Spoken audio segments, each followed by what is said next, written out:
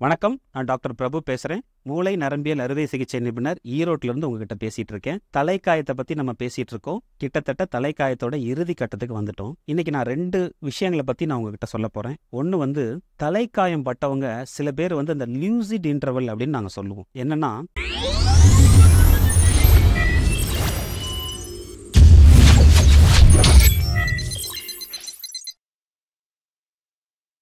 அவரே அடிபட்டப்போ ஒரு மயக்கம் இருந்துச்சு. அதுக்கப்புறம் அவரை சமாளிச்சுக்கிட்டு வண்டியை ஓட்டிக்கிட்டு வீட்டுக்கு வந்துட்டாரு. வீட்டுக்கு வந்ததுக்கப்புறம் அவருக்கு ரொம்ப பசி இருந்ததுனால அவர் சமையல் செஞ்சுட்டு இருந்திருக்காரு.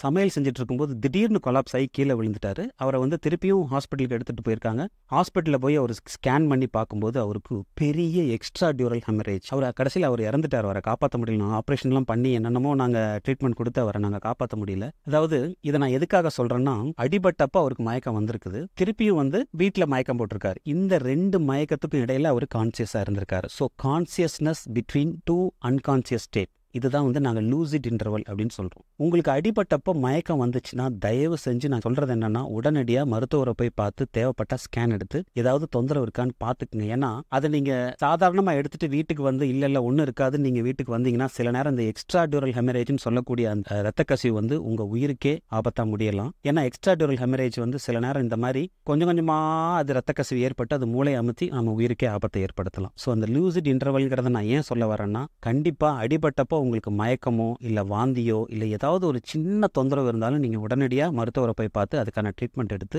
அது என்னென்னு தேவைப்பட்டால் மருத்துவர் ஸ்கேன் எடுக்க சொன்னார்னா கண்டிப்பாக நீங்கள் ஸ்கேன் எடுத்து அந்த ட்ரீட்மெண்ட்டை நீங்கள் முழுமையாக எடுத்துக்கணுங்கிறதான் நான் சொல்ல வர்றது. முக்கியமாக ஒரு அவேர்னஸை பற்றி நான் உங்ககிட்ட சொல்லணும். அடிபட்டு வர்ற நிறைய பேஷண்ட்ஸ், அதுவும் குறிப்பாக சிவியர் ஹெட் இன்ஜுரின்னு சொல்லக்கூடிய அந்த பலத்த மூளைக்காயம் ஏற்பட்டு ஹாஸ்பிட்டலுக்கு வர்ற நிறைய பேஷண்ட்ஸ் எங்களால் காப்பாற்ற முடியாமல் போகலாம். அவங்க வந்த உடனேவோ இல்லை 1 நாள் 2 நாளோ இல்லை சில நேரம் 4-5 நாள் ட்ரீட்மெண்ட் கொடுத்து கூட அவங்க இறந்து போகலாம். அப்படி இறந்து போகிறவங்க முதல்ல சில நேரம் மூளைச்சாவு அடைஞ்சு அதுக்கப்புறமா அவங்க டெத் ஆவாங்க. கிட்டத்தட்ட மூளைச்சாவு அடைஞ்சாவே அது ஈக்குவல் டு டெத் அப்படிங்கிறது தான் மெடிக்கல் ப்ரொஃபஷனில் இருக்கிற ஒரு விதி. நீங்கள் எல்லாரும் கேள்விப்பட்டிருப்பீங்க, மூளைச்சாவு ஆகிற ஒரு பேஷண்ட்டுக்கு அவரோட மற்ற உறுப்புகளை எல்லாமே தானமாக கொடுக்குறாங்க. கண்ணிலிருந்து, நுரையீரல் இருந்து, இருதயத்திலிருந்து, அவங்களுக்கு கிட்னிஸ்ல இருந்து எல்லாத்தையும் அவங்க தானமா கொடுக்கறாங்க. எதனாலன்னா, ஒன்ஸ் மூளை டெத் ஆயிடுச்சுன்னா it is equal to death. எதுக்காக இந்த வீடியோ நான் சொல்றேன்னா, இறந்து மண்ணுக்கு போகிற இந்த உடம்பு 4 பேத்துக்கு உபயோகமா இருக்கட்டும் அப்படிங்கிறது தான் ஒரு மருத்துவரா நாங்க விரும்புறது. இன்னைக்கும் நீங்க பாத்தீங்கன்னா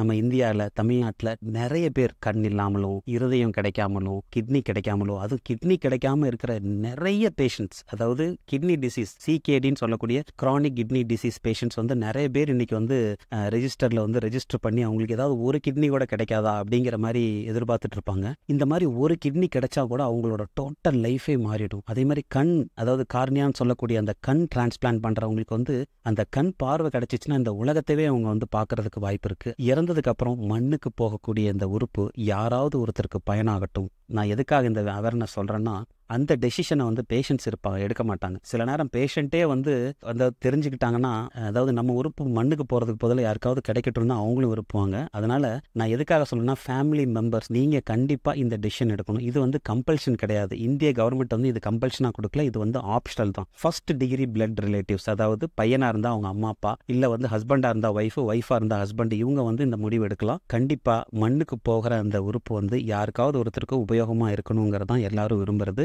அதனால இந்த brain death awareness, organ donation awareness நான் ஏன் கிரியேட் பண்றேன்னா, நம்ம நாட்டில் அதாவது அடிபட்டு இறக்குறவங்களோட எண்ணிக்கையை நான் சொன்னேன் இல்லையா, கிட்டத்தட்ட லட்சக்கணக்கில் இருக்காங்க. அந்த லட்சக்கணக்கில் இல்லைனாலும் ஒரு 100 கணக்கில் இல்லைன்னா ஒரு 5-10 பேராவது தங்களோட ஆர்கன்ஸ் தாங்க கொடுத்தாங்கன்னா அதன் மூலமா நிறைய குடும்பங்களுக்கு விலைக்கேற்றி வைக்கலாம். அவங்களோட வாழ்க்கைக்கு அவங்களுக்கு ஒரு புது வாழ்வு கொடுக்கலாம் அப்படிங்கிறது தான் என்னோட கருத்து. அதனால ஹெட் இன்ஜுரியை பத்தி நம்ம ஆரம்பத்தில் அடிபட்ட இடத்துல இருந்து இன்னைக்கு டெத், அதாவது ஆர்கன் டொனேஷன், பிரெயின் டெத் வரைக்கும் நம்ம பேசிட்டோம். கண்டிப்பாக இந்த வீடியோஸ் எல்லாமே உங்களுக்கு கண்டிப்பாக ஒரு அவேர்னஸை கொடுத்துருக்குங்கிறது என்னோட நம்பிக்கை. செகண்டில் நமக்கு விபத்தை ஏற்படுத்தக்கூடிய ஒரு கொடூரமான ப்ராப்ளம். இந்த ப்ராப்ளத்திலிருந்து வெளியில் வரணும்னா உங்கள் எல்லாத்துக்கும் அவேர்னஸ் வேணும். நான் சொன்ன இந்த வீடியோஸ், அதாவது நான் ஆரம்பத்திலேருந்து பேசின இந்த ஹெட் இன்ஜுரியை பற்றி பேசின இந்த வீடியோஸ் எல்லாத்தையும் நீங்கள் எல்லாத்துக்கும் ஃபார்வர்ட் பண்ணுங்கள்.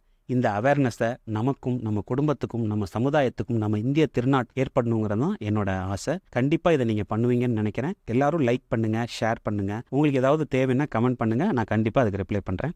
தேங்க்யூ.